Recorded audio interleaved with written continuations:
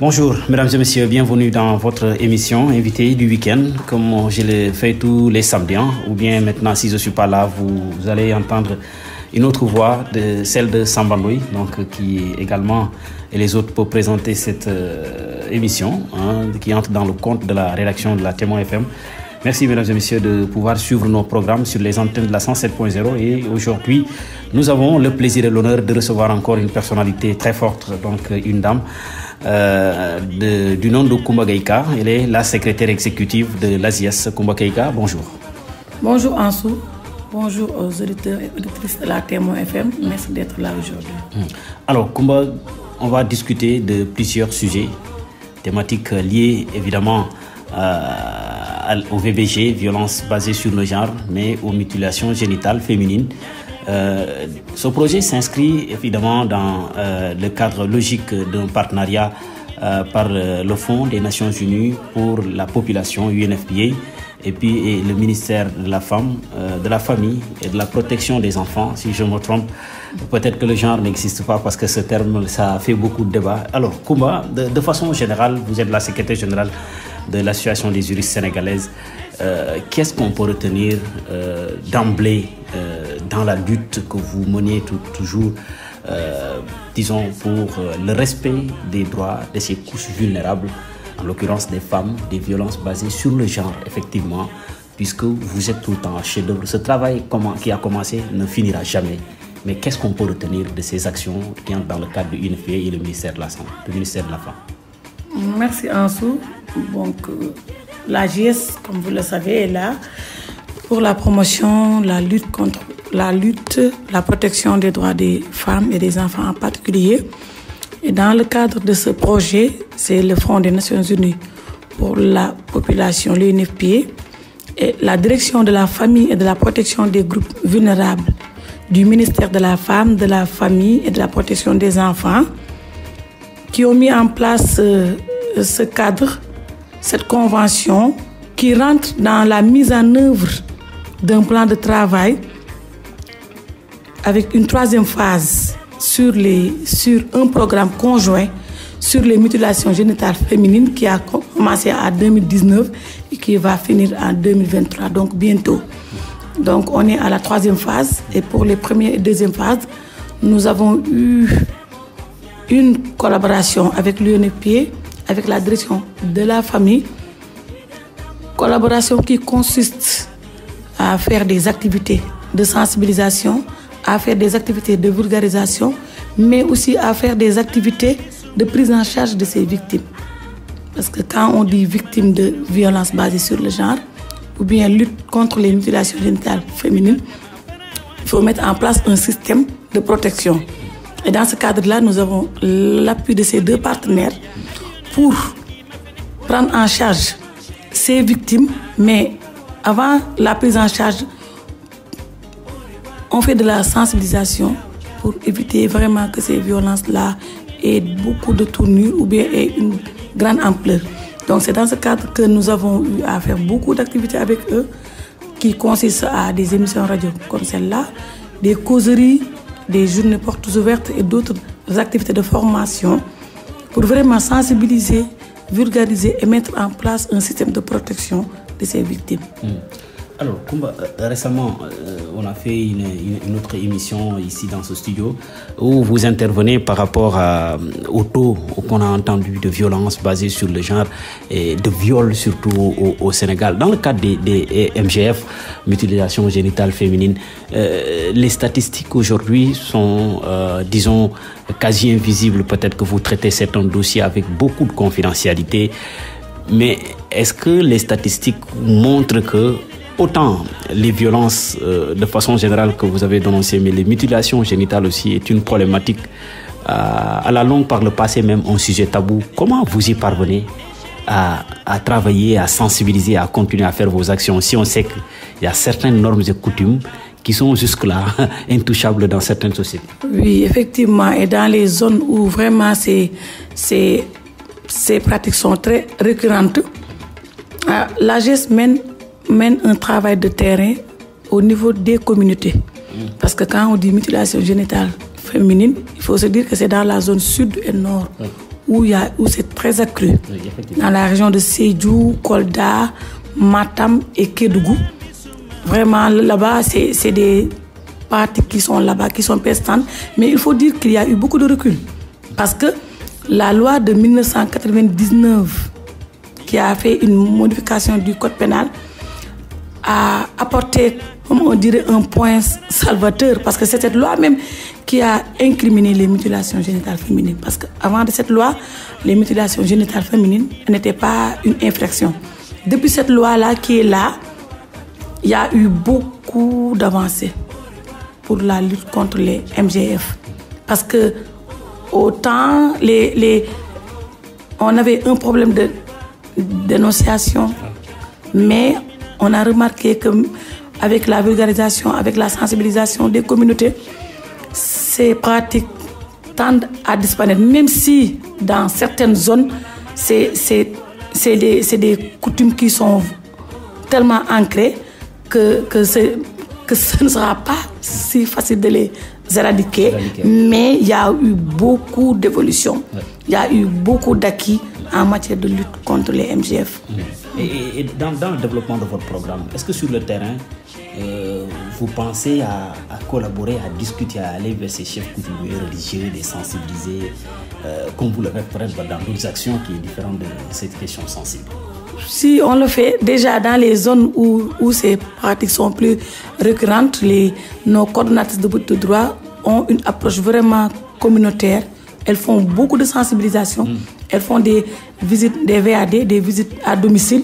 Elles font aussi beaucoup de causeries.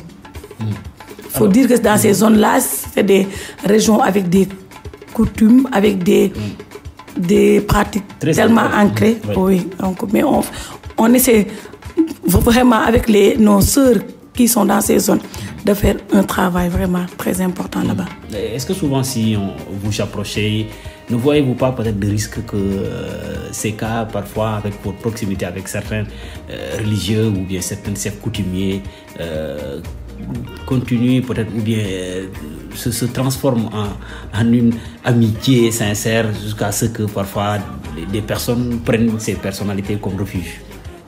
Oui, là on est d'accord parce que au Sénégal il y a des réalités.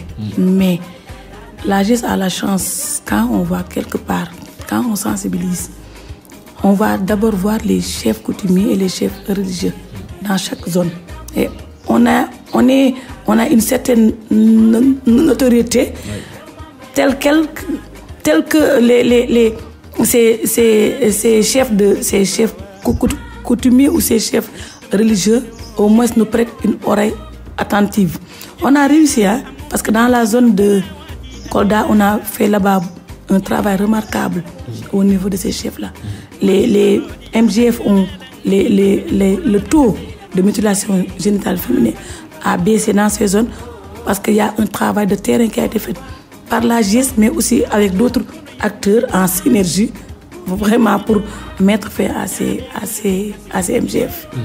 ACMBFF Koumba Gaïka, je rappelle qu'elle est la secrétaire exécutive de l'Association des juristes sénégalaises que nous entretenons aujourd'hui, ce samedi 24 décembre 2022. Et puis à la technique, nos techniciens sont d'accord sur le sujet qui a fait donc débat partout.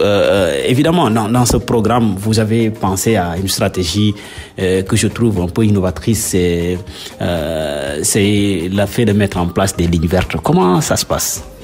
Oui, à travers ce partenariat que j'ai cité tout au début de mes propos, la GIS a mis en place une ligne verte depuis 2008 avec un autre bailleur. Maintenant, dans la phase de lutte contre les MGF, nous recevons un appui de la direction de la famille et de l'UNFPA. Donc c'est cet appui-là qui permet de prendre en charge les cas que nous recevons au niveau de la ligne verte. C'est un numéro vert qui couvre le territoire national. Donc dans les zones où la GIS n'a pas de boutique de droit, nous recevons des appels de ces communautés et qui sont pris en charge à travers donc, de cette ligne verte qui est appuyée par l'UNFPA à travers la direction de la famille. Alors, cette ligne verte, c'est vrai, mais comment traitez-vous les cas de viol, c'est vrai, mais mutilation génitale féminine, comment est-ce que vous parvenez? Parce qu'il y a certaines qui sont intimidées par leur famille, par leurs parents, par le faiseur de cette pratique, disons, ancestrale entre guillemets, parce qu'il y a ceux ou celles qui l'adoptent jusque-là, dans la tête. Ce sont des réalités parce qu'on nous rappelle un passé récent. Comment est-ce que vous arriviez à détecter ces cas, ou bien c'est des personnes qui viennent vers vous pour leur exposer les mésaventures qu'elles ont vécues? Oui, déjà, pour traiter des cas, il faut que ces cas-là soient dénoncés. Si nous recevons une victime, une mère de famille dont la fille a subi une mutilation, là, on peut faire une action en justice en ayant le certificat médical, en ayant un avocat pour avoir le suivi, pour avoir une sanction. Mais comme vous l'avez dit, ce n'est pas tout le temps facile. Parce qu'en général, celles qui pratiquent l'excision, ce sont les membres de la famille. C'est la grand-mère, c'est la tante ou la maman. Si les cas arrivent à notre niveau, c'est pas parce que les mères ne sont pas d'accord, les mamans. Donc si nous, on a des cas, nous gérons, nous faisons une plainte avec l'accord de la maman et nous référons à un avocat pour le suivi. Mais il faut dire aussi que même pour la mutilation génitale féminine, les sanctions ne sont pas à chaque fois appliquées à la lettre. Okay. Vous avez constaté que la justice ne va pas trop loin dans ces dossiers. Effectivement, on voit qu'il n'y a pas, la loi ne sanctionne pas trop sévèrement, vu peut-être les zones où elles sont pratiquées, vu les coutumes. Parce que dans certaines zones, une femme qui n'a pas subi cette mutilation ne peut même pas faire à manger. Donc c'est des pratiques, oui. Il y a des zones, une fille qui a des considérations vraiment anthropologiques, des considérations qui sont des posantes socioculturelles. Mais nous, comme nous sommes dans nos structures, quand nous recevons une victime de mutilation génitale féminine, nous faisons un accompagnement comme toutes les autres victimes de violences basées sur le genre.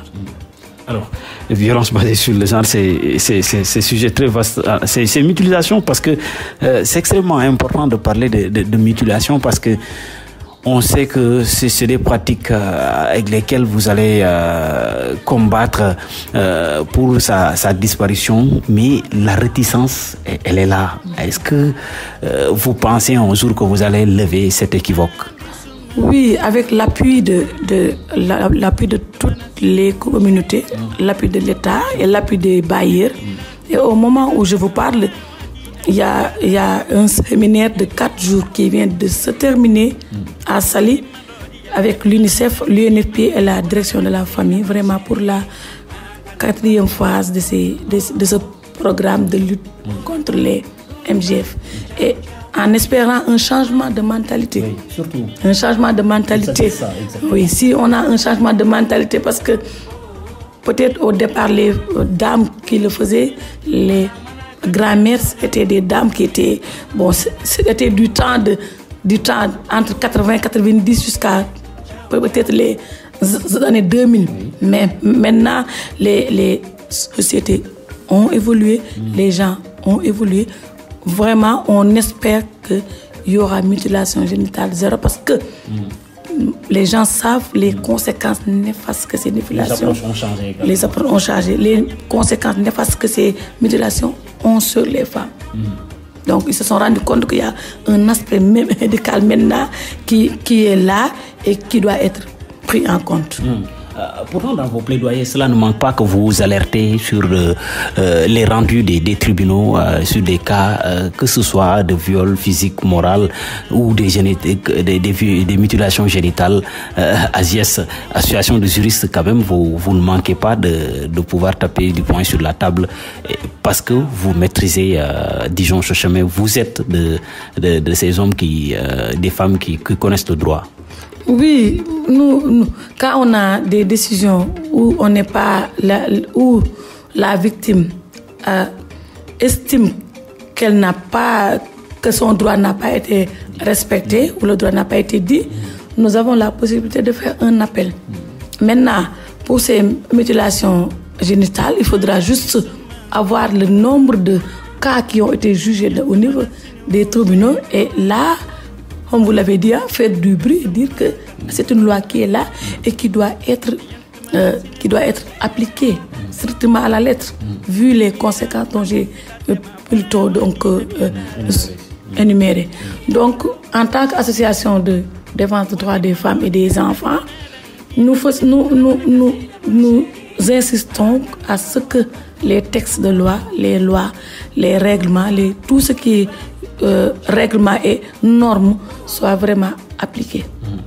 Alors, dans les plaidoiries, disons, de la mise en place de ce projet, avec bien sûr vos partenaires, également les VBG de façon générale, c'est une question que vous maîtrisez le plus, que vous en parlez le plus. Qu'est-ce qui doit changer comme approche? Qu'est-ce qui doit être fait encore pour que finalement toutes ces statistiques dont on parle, dont vous avez évoqué par le passé, puissent être de mauvais souvenirs et qu'on n'en avance pas, parce que le constat est que vous avez été unanime, ou disons quelquefois divisé sur le rendu des justices par rapport à des questions de violence, de viol surtout, tel que le nombre de 258, 253 vous avez cité par le passé il y a quelques mois. Est-ce que l'approche doit changer pour que tout puisse entrer en ordre? Oui, l'approche est là, mais on doit l'améliorer. Comment l'améliorer? C'est de mettre en place une grande offensive de la communication. Parce que dans nos perspectives, dans les projets à venir, nous allons nous baser sur des activités de communication avec la presse. Comme c'est la presse qui relaie, qui informe les populations, ça sera une autre approche. Toutes les activités qu'on va faire, on va beaucoup faire de communication avec la presse même, qui sera informée des tenants et des aboutissants, mais aussi des cas qui sont là. Parce que des fois, on se rend compte que c'est l'information. Des fois, l'information, on le donne comme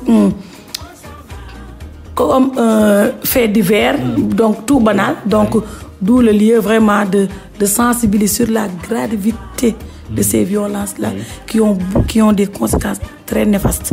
Et l'autre approche aussi, on le fait, mais on veut accentuer aussi cette approche, aller vers les religieux, les chefs religieux, que ce soit l'Église, que ce soit l'islam. Parce que nous sommes dans un pays où c'est un pays vraiment avec des religions qui sont là et ancrées. Même si on est une république laïque, les gens sont très, sont très à côté de leur religion. Donc nous allons faire beaucoup de sensibilisation au niveau de la presse, au niveau des chefs religieux et coutumiers, mais aussi nous allons, comme nous avons l'habitude de le faire, nous allons aussi à la base sensibiliser encore davantage, parce que il n'est jamais assez de sensibiliser, surtout dans les zones les plus reculées. Parce qu'il ne faut pas oublier que on est dans un pays où on a beaucoup de personnes analphabètes, déjà qui ne sont pas allées à l'école, à fortiori qui ne connaissent pas leurs droits. Donc ça aussi, ce sera vraiment une communication accrue et axée sur tous ces acteurs, mais aussi sur les acteurs judiciaires, ceux qui rendent la justice. Ce sont des personnes qui ont été formées, mais est-ce qu'ils ont eu une formation sur ce que c'est que ces violences-là basées sur le genre? Donc nous allons faire beaucoup d'approches sur tous les secteurs et sur toutes les personnes et les secteurs qui sont autour de ces violences-là. Que ce soit l'information, que ce soit la justice qui rend les décisions, que ce soit les communautés, que ce soit les religieux qui font les prêches dans leur mosquée ou à l'église. D'accord. Mais Koumba, vous conviendrez avec moi que l'approche, même si tout ça devait entrer en ligne de mire dans ce projet, que cela pose problème depuis la promulgation de la loi criminalisant le viol en 2020, vous avez constaté nettement avec moi que on ne condamne plus, les dossiers sont très lents, et beaucoup de tournures parce que le mot criminalise pose problème dans la tête de certains justiciables peut-être. Bon, ça ne peut... Peut-être qu'ils n'ont pas encore eu connaissance de cette loi-là, parce que, comme j'ai l'habitude de le dire, Anso, même le vol de bétail est un crime, a fortiori le viol, qui est une atteinte extrêmement grave à l'intégrité de la personne humaine, que ce soit une fille, que ce soit un garçon. Vraiment, c'est une infraction qui est très inqualifiable. Et on sait que les populations ne se sont pas encore peut-être appropriées de cette loi. D'où la nécessité de faire beaucoup de sensibilisation, beaucoup de vulgarisation. Et à chaque fois, j'ai l'habitude de le dire, une sanction, quand on sanctionne une infraction, c'est pour pousser la société à ne pas faire à ne pas commettre ce délit. On dit que on ne prend pas une sanction seulement pour sanctionner cet auteur, mais on sanctionne la société à travers cette personne-là. Et c'est bien vrai que les cas de viol sont au niveau des cabinets d'instruction, ce qui est normal, parce que c'est un crime. On a pu avoir quelques décisions au niveau du tribunal de grande instance de Diourbel et de Kaolack. On attend les autres juridictions, mais dans tous les cas, nous avons eu des décisions satisfaisantes, parce qu'il y a eu beaucoup de personnes qui ont été condamnées coupables de viol et de pédophilie et condamnées au minimum de la peine, c'est-à-dire 10 ans. Maintenant, il y a un autre travail à faire, c'est avec les acteurs de la justice. On a déjà commencé et il y a un projet qui est axé spécialement sur la loi criminalisant les viols et la pédophilie. Vous pensez que si si ce projet-là arrive, peut-être que les rendus dans les tribunaux, le taux va augmenter? Oui, le taux va augmenter et nous voulons même autre chose. Nous voulons que les cas de viol soient jugés dans un délai bien déterminé. Spécial. Oui. Ou bien au moins dans des délais bien déterminés. Que les instructions ne soient pas indéterminées. Oui. Par exemple, si on a un cas de viol, disons dans 1 an maximum, parce que c'était un délai raisonnable pour au moins juger ces cas-là qui portent atteinte à l'intégrité physique et morale de la personne. Koumba Gaïka, secrétaire exécutif de l'Association des juristes sénégalaises que nous recevons ici. Koumba, l'autre question c'est votre position dans les semaines dernières où nous avons vu votre rencontre au niveau de la place du souvenir de la maison de la femme, donc où la position surtout de la présidente de l'AJS, Abi Diallo, n'a pas varié sur la violence faite aux femmes. Elle est restée intransigeante, alors que par le passé, c'est pas comme ça. Chacun essaie d'analyser de sa manière et puis on n'a pas une position unanime. Elle l'a dit sur la tribune, elle insiste, persiste, elle a signé que les violences, quelque nature que soient, elle condamne et qu'elle n'est pas d'accord par rapport à ce qui s'est passé à l'Assemblée nationale. Quelle lecture? Oui, la lecture, donc, c'est la lecture de la membre de l'AJS, mais de la secrétaire exécutive. Nous avons harmonisé nos positions, parce qu'avant qu'elle aille à l'émission, à la télé, ou bien avant de faire le point de presse, c'est toutes les aînées de l'AJS, les anciennes, que ce soit Tata Diorfal, que ce soit toutes les anciennes présentes, on a discuté à l'interne. Et c'est même ça la position de l'AJS. Nous condamnons toutes les violences, que ce soit verbale, que ce soit physique, que ce soit morale. Donc notre position a toujours été la même. Peut-être que des fois on ne se prononce pas sur des cas très précis. Et même là, quand nous nous prononçons, nous parlons de manière générale. Nous ne faisons pas de parti pris. Nous ne sommes pas d'accord sur aucune forme de violence, que ce soit une violence faite aux enfants, mais plus particulièrement des violences qui ont été faites à l'encontre des femmes. Mais nous ne cautionnons aucune forme de violence. Et comme j'ai l'habitude de le dire, nous sommes une organisation apolitique. On n'est d'aucune obédience politique, ni du parti du pouvoir, ni du parti de l'opposition. Nous défendons les intérêts des femmes et des enfants. Les couches vulnérables.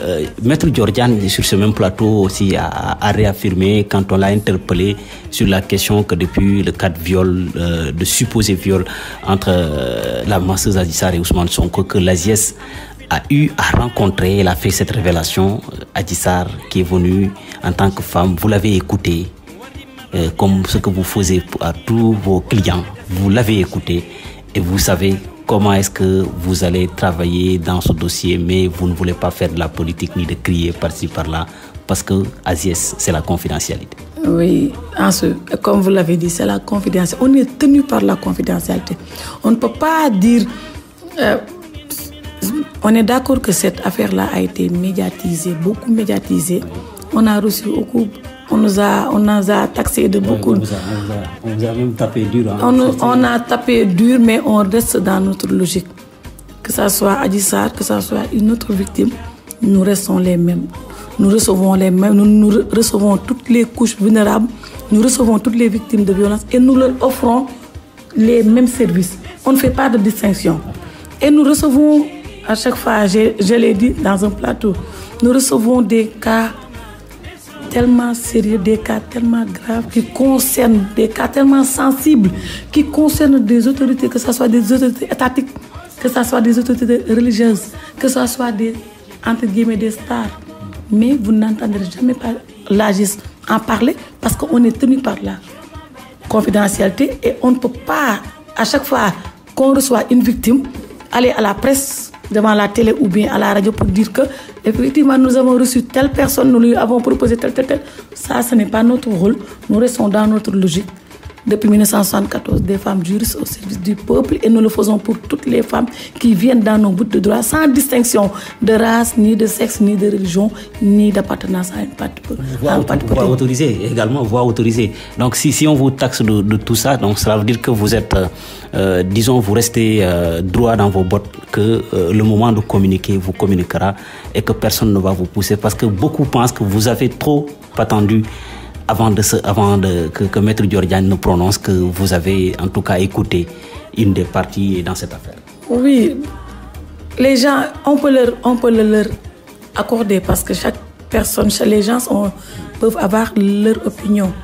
Mais avant de communiquer sur une telle question, sur une ou une autre question bien déterminée, l'ASIES a l'habitude de se concerter. Donc on ne parle pas parce qu'il y a une victime telle ou telle, et il y a d'autres victimes qui sont là, qui sont médiatisées, et pourtant on ne nous a pas encore dit pourquoi l'ASIES n'a pas parlé, alors que nous défendons, quand on parle, parce que nous jugeons opportun de parler, parce qu'il y a eu beaucoup de cas de violence qui se sont passés, et nous avons estimé nécessaire que c'était le moment vraiment de faire ce point de presse-là. N'empêche, nous restons, comme tu l'as dit, nous restons droit dans nos bottes, nous restons dans notre logique d'intervention et nous sommes là pour la population. Même si on ne nous entend pas à la télé ou bien à la radio, c'est parce qu'on est tenu par cette confidentialité-là qui fait la force de l'ASIES. Donc vous choisissez vos moments de communiquer, de parler, d'agir sur une chose. Oui, on le choisit en fonction du contexte, en fonction de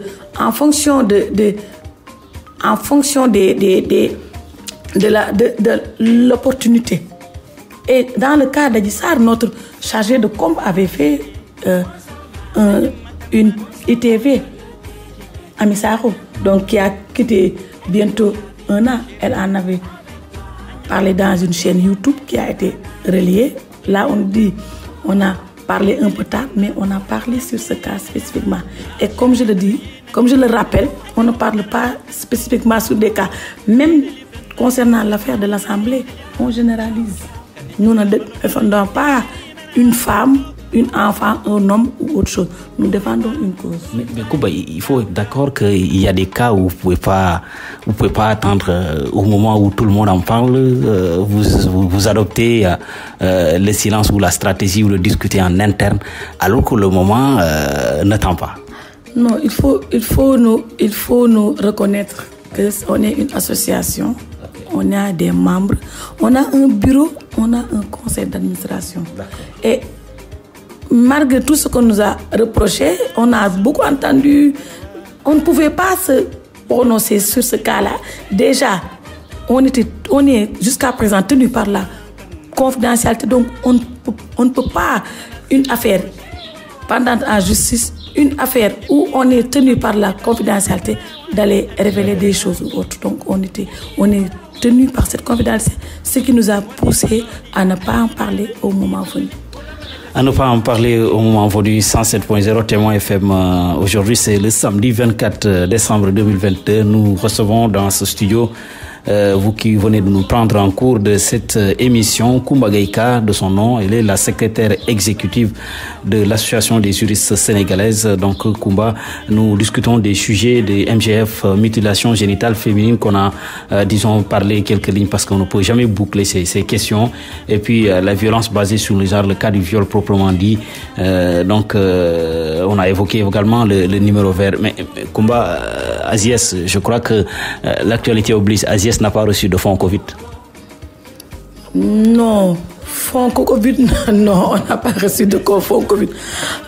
Durant la Covid, les partenaires qui nous appuyaient nous ont donné des fonds qu'on a remis à travers des kits de dignité aux personnes vulnérables qui fréquentaient nos boutiques. Et nous avons été la première association de femmes à faire ce geste. Et toutes les autres associations, que ce soit même le ministère de la Famille, a pris exemple de la geste pour faire ces dons-là. Nous avons ces fonds des bailleurs qui nous ont autorisés à prendre ces fonds destinés à dérouler des projets pour les donner à des victimes qui fréquentaient nos boutiques de droit et qui étaient des personnes donc vulnérables. Si on a évoqué cette question parce que ça fait de l'actualité, tout le monde en parle déjà, les milliards que les gens se font, cela coule douce, quelque part entre Dieu. Donc on peine à justifier des dépenses faramineuses de coups de milliards. C'est vrai que c'est pas le sujet, mais une lecture de l'actualité. Est-ce que vous pensez que la gestion de la fonds Covid, des fonds Covid, autant pour moi, les révélations faites par la Cour des comptes des malversations, comment est-ce qu'en tant que juriste vous analysez? Est-ce la sortie du directeur hier de la semaine, durant la semaine, le dimanche exactement, du directeur de l'École nationale d'administration, pointant du doigt la nomination de certains sortants de l'école, des cadres qui ne maîtrisent pas la gestion des DAGE et consorts, et que tout ça, on doit le reprendre et qu'on doit choisir comment on nomme des personnes, pas sur la casquette bien sûr de l'ASIES, mais vous étudiez cette question en tant que citoyenne sénégalaise. Bon, en tant que citoyenne sénégalaise et juriste, je dirais que l'argent public dépensé doit être justifié. Ça, c'est même ça fait partie des règles élémentaires et des principes même de bonne gouvernance. C'est la moindre des choses. Nous qui ne sommes pas une organisation publique, c'est une association, tous les fonds que nous recevons sont justifiés jusqu'au plus petit centime. Donc tous les fonds que nous recevons, on le justifie. Et c'est ça même qui fait la crédibilité de l'AGS. A fortiori, une structure étatique ou bien un ministère. Donc vraiment la bonne gouvernance doit être rigueur dans ce pays. Quand on gère des fonds publics, on a l'obligation de rendre compte. On a l'obligation d'avoir une gestion saine. Et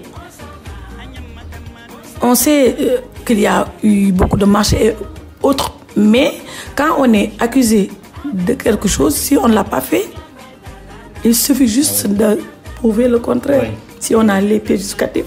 Donc si toutes les pièces sont là, il n'y aura aucun problème pour ces gens-là. Mais les gens doivent avoir la culture de rendre compte de leur gestion, d'avoir une gestion saine, parce que c'est ça qui fait partie des 12 principes de la bonne gouvernance de tous les secteurs. Alors, cette fois-ci, la Cour des comptes dans cette affaire est partie trop loin, en citant des ministères, mais en citant les DAGE de leur nom et de leur demander publiquement à ce qu'une information judiciaire soit ouverte. C'est extrêmement grave la gestion dans ce pays. Ouais. Là c'est comme je l'ai dit tantôt, toutes les personnes qui gèrent ces fonds doivent rendre compte. Parce que la Cour des comptes, c'est un organe de contrôle qui est là vraiment pour contrôler tous les organes publics. Et on verra la suite de la procédure. Je ne peux pas. On a l'impression que le président Macky Sall, première institution de ce pays, a déjà un regard dans ce, parce que c'est lui qui autorise souvent la publication de ces rapports. Donc cela veut dire que Macky Sall ne voudrait pas, dans ce siège, protéger. Ne serait-il pas accusé complice si la justice n'est pas allée au bout dans cette affaire? Non, on ne peut pas l'accuser de complice parce que la justice va jouer son rôle. Donc maintenant, il y a le fait de poursuivre quelqu'un et d'avoir les preuves qui justifient ou qui prouvent son incrimination. Maintenant, ce sera à la justice de faire son travail et d'aller jusqu'au bout de la chose. Mais on ne peut pas poursuivre le président Macky Sall pour complicité. Donc lui, il a confiance, il a donné à des gens de gérer des ministères. Il ne peut pas être partout et nulle part. Et c'est même pas possible. Parce que d'où l'importance de la décentralisation, de la déconcentration et de la séparation des pouvoirs. Donc toute structure publique gérée par une personne, elle a des obligations. Et parmi ces obligations, celle de rendre compte. Et quand on rend compte, quand il y a un rapport qui est là, qui épingle certaines structures, c'est à ces structures de donner les preuves que ce rapport-là, qu'il y a qu'ils ont tout fait ou bien qu'ils ont les moyens de prouver leur innocence. Si ce n'est pas le cas, donc la justice va dire le droit. Vous pensez que le droit sera dit? Oui, moi j'ai confiance à la justice. Moi j'ai confiance à la justice de mon pays. Et je dis que des fois les gens ne savent pas les tenants et les aboutissants. Parce que dans un dossier, il y a beaucoup de facteurs qui entrent en jeu.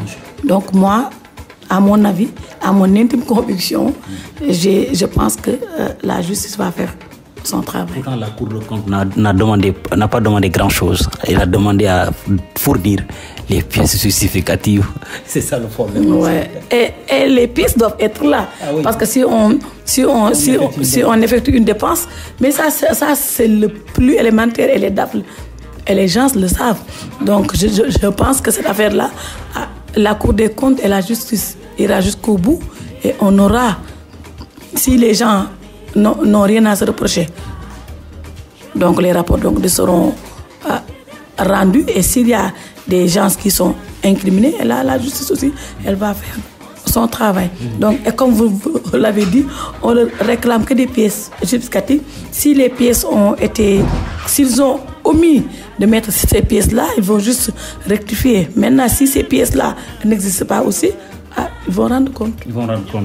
Coumba Gaïka, secrétaire exécutif de l'association des juristes sénégalaises, nous avons, évoqué ce sujet d'actualité, mais nous allons continuer dans le débat proprement dit. Coumba, c'est aussi l'installation ou l'ouverture de votre 9e boutique de droit, guichet unique. Le projet Unifié fait partie également, et le ministère de la Femme, c'est quoi ce guichet unique? Parce qu'il faudrait expliquer plus simplement dans ces rendez-vous, c'est quoi le guichet unique? On connaît boutique de droit, mais quand vous parlez de guichet unique, c'est quoi?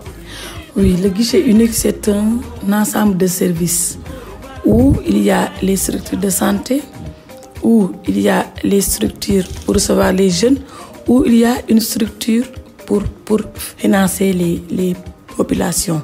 Et dans ce guichet unique, il y aura la boutique de droit. La boutique de droit fait partie de ce package de services. Donc la boutique de droit est comprise dans ce guichet unique-là, où les populations de Gueule Tapée, Fass, Colobane, quand ils auront besoin d'un service de la santé, ils vont le trouver là-bas. Quand ils auront besoin d'un service administratif, ils vont le trouver là-bas. Quand ils auront besoin d'un financement, il y a un bureau qui est là-bas pour le financement. Et quand ils auront besoin d'une assistance judiciaire, il y a la boutique de droit de l'AGIS qui fait partie intégrante de ce guichet unique. Donc c'est dans le cadre de ce même partenariat avec l'UNFP et la direction de la famille que la 9e boutique de droit de l'AGS vient donc de naître et vient d'être donc inauguré au niveau de la commune de Gueule-Tapée, Fass Colobane. Ce sera comme toutes les autres boutiques de droit.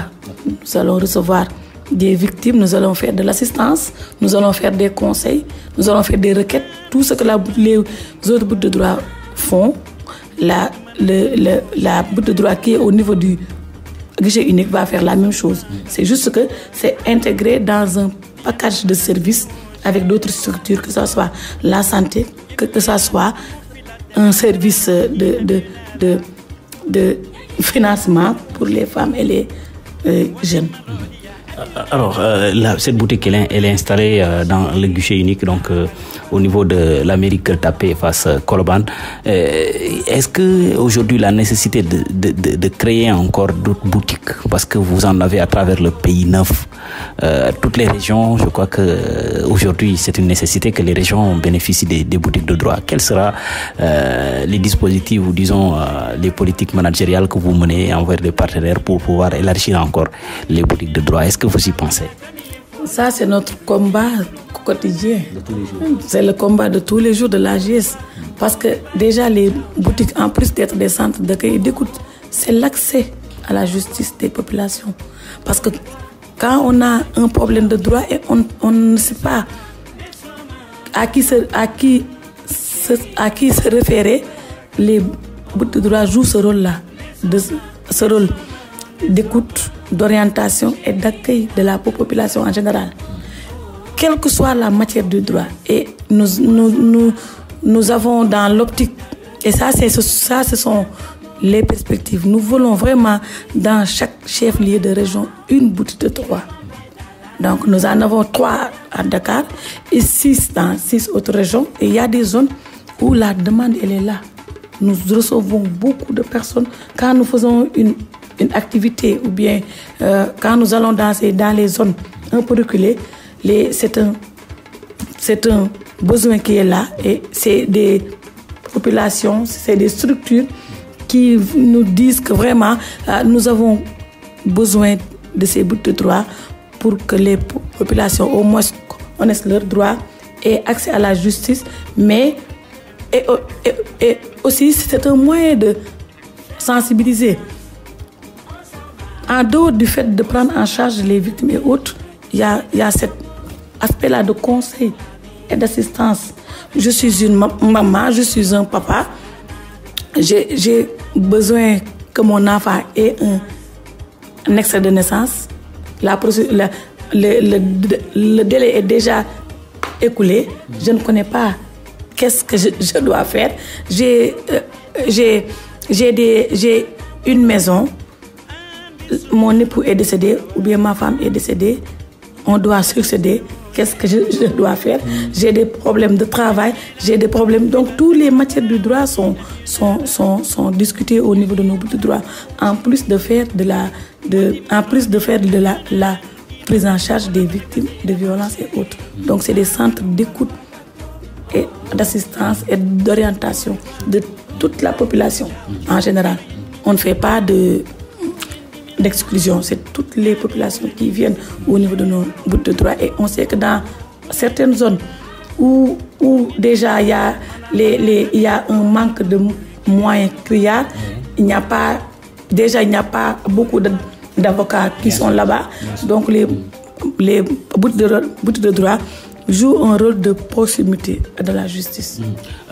Mais comment vous parvenez à centraliser, par exemple, les dossiers des parties ou des zones où vous n'avez pas de boutique? Comment vous parvenez à centraliser leurs dossiers ou comment vous arrivez à diligenter leurs demandes vu que certains, c'est vrai, ils ont besoin d'assistance téléphonique ou d'échanges par autre support, mais la présence physique ou de voir un membre de la boutique pour qu'il prenne en charge une question, parce que à la maison, on craint parce qu'on vous dénonce.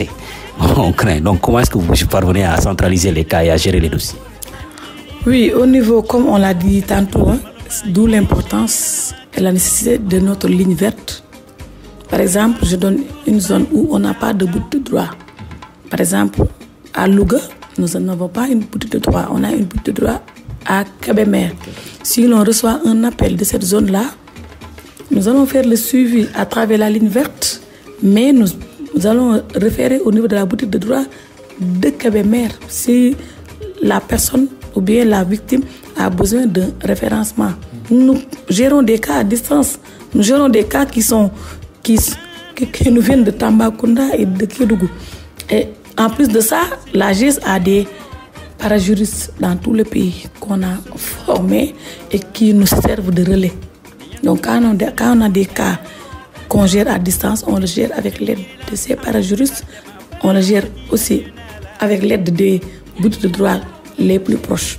Et on en a beaucoup des cas que nous gérons par distance, par mail, par téléphone et autres.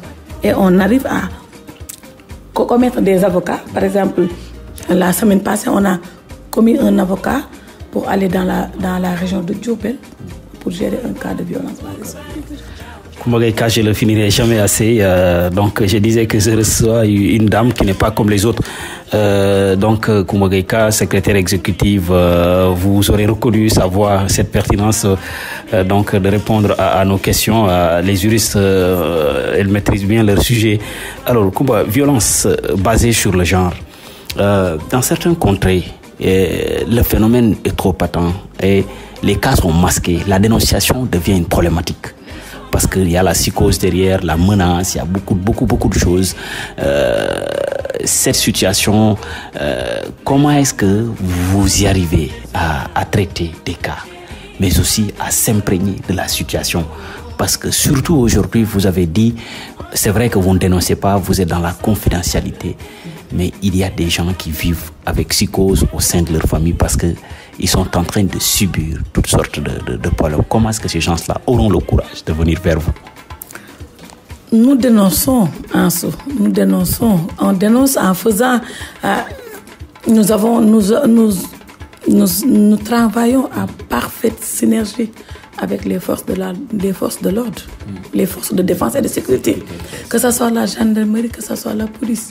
Nous avons beaucoup de cas qui nous sont référés par la gendarmerie ou par la police. Ah oui. Donc, pour que ces familles-là, pour que ces personnes victimes de violences puissent dénoncer, nous faisons, comme je l'ai dit, tantôt beaucoup de sensibilisation. Nous faisons des visites à domicile, nous faisons des forums, nous organisons des forats dans les zones les plus reculées. Nous faisons aussi des causeries. Et tout ça là, quand on le fait, c'est avec l'aide des Badjanogor, avec l'aide des parajuristes qui sont donc les relais de la GIS et qui sont formés sur les BABA des violences. Donc il y a beaucoup de cas de violence dont je vous parlais. C'était une Badjanogor qui a appelé une de nos sœurs, qui nous a appelé et qu'on a eu à référer un avocat. Donc nous avons beaucoup de points focaux aussi dans les zones où la GIS n'est pas, ou bien dans les zones où vraiment la violence est accentuée. Et c'est ces gens-là qui nous réfèrent ces cas. Mais nous faisons beaucoup de travail de terrain. Nous allons partout au Sénégal, dans les coins les plus reculés, pour les sensibiliser sur ces violences-là qui sont faites aux femmes et aux enfants. Si par exemple, un cas terre à terre, si par exemple quelqu'un vient dénoncer et que vous commencez à prendre cette affaire à bras-le-corps, à l'aider, à l'accompagner, à l'orienter, puisque vous n'agissez pas en justice, mais vous accompagnez la personne, vous le conseillez, si on a bien compris, vous conseillez, vous orientez, et vous mettez à sa disposition, s'il le veut, s'il le souhaite, un avocat. Et si la personne va jusqu'au début du dossier, elle dit qu'elle recule, qu'elle renonce à tout et que ce qu'elle a dit, c'était un coup monté, par exemple. Tous les cas de figure peuvent se poser. Comment est-ce que vous parvenez à s'en sortir dans ce dossier? Est-ce que vous ne trouvez pas, disons, quelque chose de frustrant, une frustration? Bon, des fois, on peut le dire que c'est un peu frustrant, mais il faut dire aussi qu'il faut respecter les décisions de la personne, parce que on aide et on sensibilise. Des fois, ça nous arrive. On a des cas. Là, je vous donne un cas que j'ai vécu. La maman était accompagnée de sa fille et son époux l'avait battue. Dès l'instant que sa fille entend que sa mère va porter plainte à son papa, là, elle a commencé à pleurer et autres. Et ça, c'est pour dire que c'est des cas qui nous arrivent, mais on essaie de sensibiliser. Parce que la violence en soi est un cycle. Quand une personne commence à violenter une personne, ça va devenir une habitude. On essaie de sensibiliser les femmes à ce que les violences soient dénoncées. Parce que c'est des cas avérés et réels. La violence est un cycle.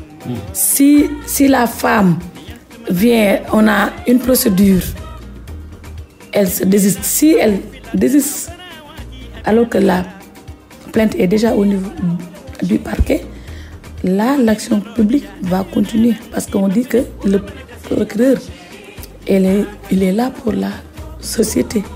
Moi, je peux me résister, mais la personne, mais le procureur peut poursuivre l'action parce qu'il défend les intérêts de la société. Mais des fois, il arrive avant même qu'on fasse une plainte, la dame, elle se retire. Mais nous, à chaque fois, on essaie de sensibiliser si elle était accompagnée de ses parents ou autres, vraiment de ce cycle de violence-là, et que si on peut déjà avoir la présence de l'auteur, oui, on essaie de le sensibiliser. Si la femme ne veut plus poursuivre, mais il faut dire que la justice ne fait pas de médiation en cas de violence physique. Quand une femme a été battue par une personne, on ne fait pas de médiation. On fait beaucoup de médiation en ce qui s'agit les cas de divorce et autres, mais quand c'est une violence physique à l'encontre d'une femme ou des enfants. Vous êtes favorable au Diapotech, parce que quand il y a un ITT déjà de 21 jours, quand une personne bat sa femme ou bien bat ses enfants de telle sorte que la femme a une incapacité qui dépasse 21 jours, là, ça devient grave. Et ce n'est même pas nous, hein. C'est la loi de 1999 qui a corsé les sanctions entre époux. Il y a une violence. Okay.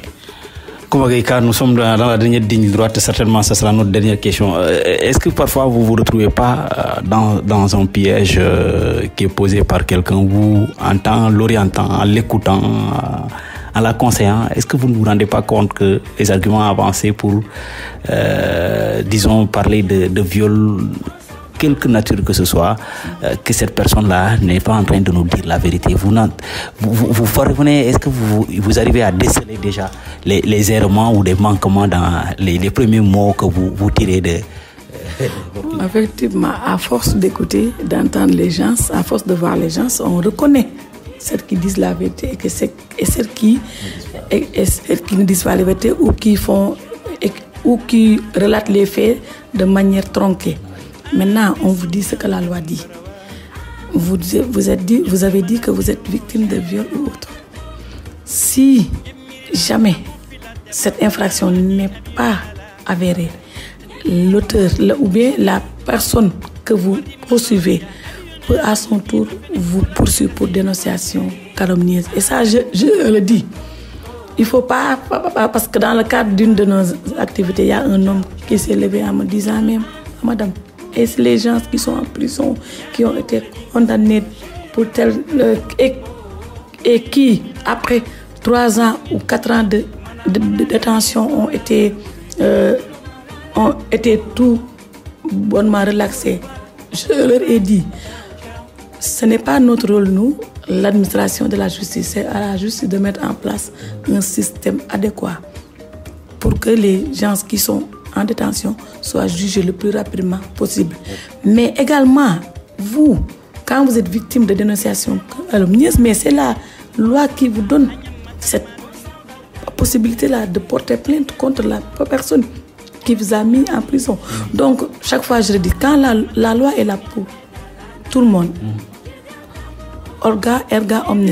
Donc, quand une personne, en se prévoyant de ses droits, me cause un tort, dès que la décision est rendue et que je suis acquittée, je vais faire une dénonciation calomnieuse à cette personne-là. Ça va déjà, ce sera un moyen de dissuader les gens qui fomentent tout un complot, parce que c'est des voisins avec qui on n'a pas eu de bon rapport pour que cette personne-là soit jugée pour des cas de viol qui sont vraiment des cas très graves. Donc on ne doit pas jouer avec ces termes-là. Avec ces termes. Coumba Keïta, nous sommes au terme de ce rendez-vous d'échange quand même qui a été assez signifiant. On a fait beaucoup de lectures, en tout cas on a bien compris par rapport à un certain nombre de questions liées au MGF, aux violences basées sur le genre. Votre dernier message? Le dernier message, c'est vraiment de sensibiliser toutes les communautés, toutes les personnes à ce que ces violences-là basées sur le genre cessent. Ou bien même si on n'a pas, même si on ne peut pas avoir zéro violence, mais que le taux de MGF et de violence soit vraiment un taux très très insuffisant. Parce qu'il y va du développement de la victime de violence, mais aussi de la société et de notre pays. Parce que les violences ont des conséquences très néfastes, ont des conséquences sur le plan social, sur le plan économique et sur le plan psychologique. Donc vivement que ces violences-là soient de notre époque. Merci Coumba Keïta, alors secrétaire exécutif de l'association des juristes sénégalaises. Merci à tout le monde et un mot à l'endroit de la directrice, en tout cas des travailleurs de l'association des juristes m'ont chargé à vous dire de donner des congés. Elles vont se connaître à travers ce message. En tout cas, il y a celles ou ceux qui veulent des congés. Madame K ne fait pas partie. Alors, il y a ceux qui demandent des congés. Madame Abidjalo, il faut leur donner des congés. Merci à Coumba Keïta. Et merci également à l'UNFPA qui a rendu possible ce projet de l'association des juristes et du ministère de la Femme à travers la direction de la femme et de la protection des couches vulnérables. Merci à tous qui ont suivi ce rendez-vous d'information. Abdou Aziz Diop, Fatima Sambou sont à la technique réalisation Aruna Djedjou. Merci d'avoir suivi ce rendez-vous d'information. Nous vous donnons rendez-vous samedi prochain avec un autre invité dans un nouveau numéro. Merci et bonne journée.